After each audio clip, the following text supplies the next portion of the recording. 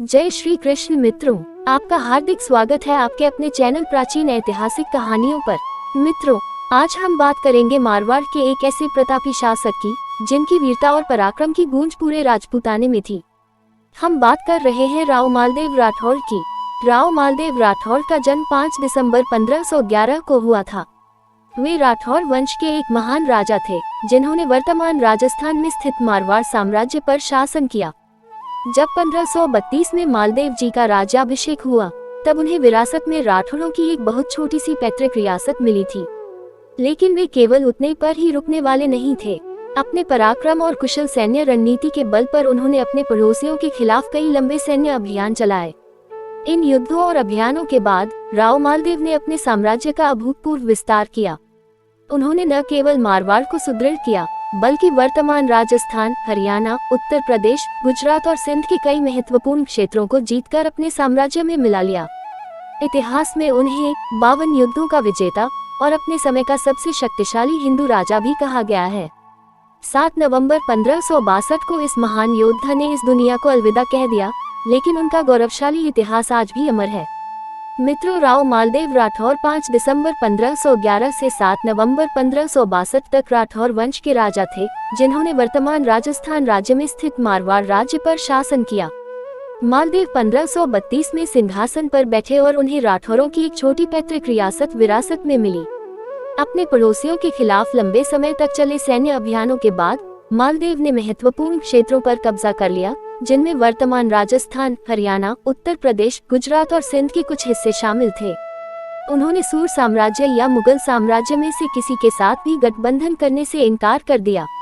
मालदेव की शासक के रूप में योग्यता की प्रशंसा उस समय के कई फारसी इतिहास ग्रंथों में की गई थी, जैसे कि निजामुद्दीन अहमद द्वारा लिखित तबकात-ए-अकबरी और फिरिश्ता द्वारा लिखित तारीख-ए-फिरिश्ता, जिन्होंने उन्हें हिंदुस्तान का सबसे शक्तिशाली सम्राट माना था। उनका प्रारंभिक जीवन कुछ इस प्रकार था। मालदेव का जन्म 5 दिसंबर 1511 को राव गंगा और रानी पद्मा कुमारी के घर हुआ था और 1532 में उन्होंने अपना शासन शुरू किया। मालदेव ने कई अभियानों में अपने पिता का साथ दिया था। कम उम्र में ही उन्होंने सोजत के विद्रोहियों को पराजित किया और मीरता के राव वीरमदेव को युद्ध में हराकर उन्हें अपमानित किया। बाद में मालदेव ने 4000 सैनिकों की एक मजबूत सेना का नेतृत्व किया और फरवरी 1527 में बयाना की घेराबंदी में और 1 महीने बाद खानवा में राणा सांगा की सहायता की। उन्होंने स्वयं मुगल सेना के बाएं हिस्से से आक्रमण का नेतृत्व किया और राजपूत संघ की पराजय के बाद उन्होंने घायल और बेहोश राणा को युद्ध के मैदान से बाहर निकाला।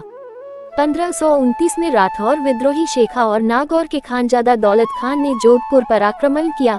हालांकि राव गंगा और मालदेव ने इस सेना को पराजित किया और शेखा को मार डाला।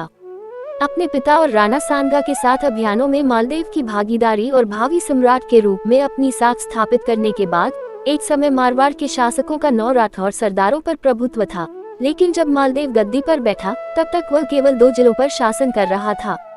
मालदेव ने इन 9 सरदारों पर आक्रमण किया और मारवाड़ की अधिपत्यता को पूर्ण नियंत्रण में बदल दिया।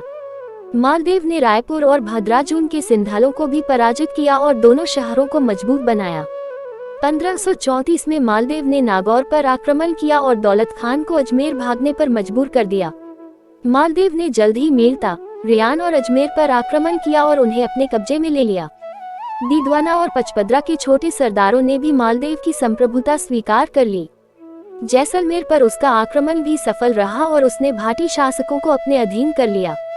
1538 में उसने महचा राठौरों को पराजित किया और सिवाना को अपने राज्य में मिला लिया तथा बिदा राठौर को जालौर पर आक्रमण करने के लिए भेजा और सुल्तान सिकंदर खान को बंदी बना लिया। सुल्तान को कैद कर लिया गया और कुछ समय बाद उसकी मृत्यु हो गई। जालौर पर कब्जा करने के बाद मालदेव ने सांचौर, भीनमाल, राधनपुर और नभारा गुजरात पर आक्रमण कर उन्हें अपने राज्य में मिला लिया। उस समय मालदेव का पश्चिमी क्षेत्र पश्चिम में सिंध, चोलिस्तान और दक्षिण पश्चिम में गुजरात के कुछ हिस्सों तक फैला हुआ था। वर्तमान राजस्थान और उसके आसपास के 40 जिलों पर उसका सीधा नियंत्रण था। 1539 में मालदेव ने मुगलों और सूर साम्राज्य के बीच युद्ध का लाभ उठाकर बयाना, टोंक और टोडा पर विजय प्राप्त की। अफगान के कब्जे से क्षेत्रों को पुनः प्राप्त करके मालदेव राठौर ने क्षेत्र में हिंदू शासन को बहाल किया और वहां जजिया कर समाप्त कर दिया। झज्जर में उनकी उत्तरी सीमा दिल्ली से लगभग 50 किलोमीटर दूर थी। मालदेव के नेतृत्व में मारवाड़ ने अपने समय के युद्धों में वर्चस्व स्थापित किया। इसका कारण मालदेव द्वारा अपने सैनिकों को बड़ी संख्या में घोड़े मुहैया कराना था। मालदेव के पिता राव गंगा ने भी चिंधार नामक एक नियमित घुड़सवार सेना बनाई थी, जिन्हें नियमित वेतन दिया जाता था और सोजत में तैनात किया जाता था। मालदेव ने इस परंपरा को जारी रखा और अपनी चौकियों में चिंधारों की संख्या में भारी वृद्धि की। मालदेव का साम्राज्य संभल और नारनौल सहित लगभग पूरे पश्चिमी और पूर्वी राजस्थान में फैला हुआ था। उनकी सेनाएं आगरा के बाहरी इलाकों तक देखी जा सकती थीं। चंद्र ये भी कहते हैं कि मालदेव को 8वीं शताब्दी के राष्ट्रकूट साम्राज्य को पुनर्जीवित करने का भ्रम था, लेकिन पृथ्वीराज चौहान और राणा सांगा के विपरीत मालदेव को राजपूत जनजातियों का समर्थन प्राप्त नहीं था और राजनीतिक रूप से केवल राजस्थान में स्थित कोई भी साम्राज्य पंजाब से लेकर ऊपरी गंगा घाटी तक फैले साम्राज्य को चुनौती या पराजित नहीं कर सकता था। यह मालदेव की मुगल और सूर साम्राज्यों से प्रतिस्पर्धा करने की आशा की ओर इशारा करता है। सन 1534 में दौलत खान ने एक सेना का नेतृत्व किया और मेड़ता को घेर लिया, जो उस समय बीरामदेव राठौर के अधीन था। मालदेव ने इस स्थिति का लाभ उठाकर नागौर पर विजय प्राप्त की और दौलत को अजमेर भागने पर मजबूर कर दिया। मेड़ता के बीरामदेव ने हाल ही में गुजरात सल्तनत से अजमेर जीता था। मालदेव ने ये कहकर अजमेर की मांग की कि बीराम गुजरात के विरुद्ध अजमेर की रक्षा करने में बहुत कमजोर है।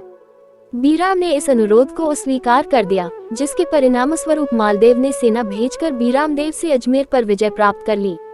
मालदेव राठौर पश्चिम की ओर अपने क्षेत्र का विस्तार कर रहे थे और उन्होंने 1537 में जैसलमेर को घेर लिया। रावल लूणकरण को शांति समझौता करने के लिए मजबूर होना पड़ा और उन्होंने मालदेव को अपनी बेटी उमादेव भट्टियानी का विवाह सौंप दिया। इस गठबंधन के माध्यम से मालदेव अपनी पश्चिमी सीमाओं को सुरक्षित करने और जैसलमेर से बड़ी संख्या में भाटी राजपूतों को नियुक्त करने में सक्षम हुए। जैसलमेर के खिलाफ अपने अभियान के बाद मालदेव ने बड़ी संख्या में भाटी सैनिकों की भर्ती की और उन्हें अपने दुश्मनों के खिलाफ इस्तेमाल किया। उन्होंने जल्द ही उनकी मदद से अजमेर पर विजय प्राप्त की और फिर जालौर की ओर रुख किया, जिस पर सुल्तान सिकंदर खान का शासन था। मालदेव ने जालौर पर सफलतापूर्वक विजय प्राप्त की और सिकंदर को बंदी बनाकर जोधपुर ले गए, जहां कुछ समय कारावास में रहने के बाद सुल्तान की मृत्यु हो गई। मालदेव राठौर ने शेर शाह सूरी के विरुद्ध मुगल सम्राट हुमायूं के साथ गठबंधन किया था, लेकिन कुछ ही समय बाद चौसा और कन्नौज के युद्धों में अफगान सम्राट ने हुमायूं को हरा दिया। अपने अधिकांश क्षेत्र खोने के बाद हुमायूं ने मालदेव से सहायता मांगी और राव ने उन्हें मारवाड़ में शरण लेने के लिए बुलाया। राजपूत स्रोतों के अनुसार मुगलों ने मारवाड़ जाते समय कई गायों को मार डाला, जिससे स्थानीय राजपूत हुमायूं के प्रति शत्रुतापूर्ण हो गए, क्योंकि गायें हिंदुओं के लिए पवित्र थीं। इस प्रकार हुमायूं को मारवाड़ से भागने के लिए विवश होना पड़ा। हालांकि मुगल स्रोत मालदेव पर विश्वासघात का आरोप लगाते हैं और कहते हैं कि मालदेव ने शेर शाह द्वारा अधिक अनुकूल शर्तें दिए जाने के कारण गठबंधन तोड़ा, जबकि मालदेव ने उन्हें आमंत्रित किया, लेकिन उनके अनुयायियों की छोटी संख्या को देखते हुए उन्होंने उनका विरोध किया। उस समय मालदेव हुमायूं को गिरफ्तार कर सकते थे, लेकिन उन्होंने ऐसा नहीं किया क्योंकि वह एक आमंत्रित अतिथि थे। राव मालदेव ने मेवाड़ी गृह युद्ध का लाभ उठाते हुए मेवाड़ पर आक्रमण किया। उन्होंने जौनपुर मेवाड़ में एक सैन्य चौकी स्थापित की और सांभर, कालसी, फतेहपुर, रेरवासा, छोटा उदयपुर, चात्सू, लावन और मालवराना की भूमि पर कब्जा कर लिया। इसी दौरान सिसोदिया सरदारों ने बनवीर के विरुद्ध सहायता के लिए मालदेव से अनुरोध किया। राठौर सिसोदिया की संयुक्त सेना ने बनवीर को पराजित किया और उदय सिंह द्वितीय के लिए सिंहासन सुरक्षित किया। मालदेव ने युद्ध का लाभ उठाते हुए मेवाड़, बूंदी और रणथंभौर में सैन्य चौकियां स्थापित की। इससे उदय सिंह द्वितीय और मालदेव राठौर के बीच घोर प्रतिद्वंद्विता उत्पन्न हुई। बीकानेर मारवाड़ के उत्तर में स्थित एक राठौर राज्य था। मारवाड़ और बीकानेर के बीच संबंध राव बीका द्वारा बीकानेर की स्थापना के समय से ही कटु थे। राव मालदेव ने एक छोटे से सीमा विवाद को युद्ध के बहाने के रूप में इस्तेमाल किया और 1542 में सोहाबा के युद्ध में राव जैतसी के साथ युद्ध किया।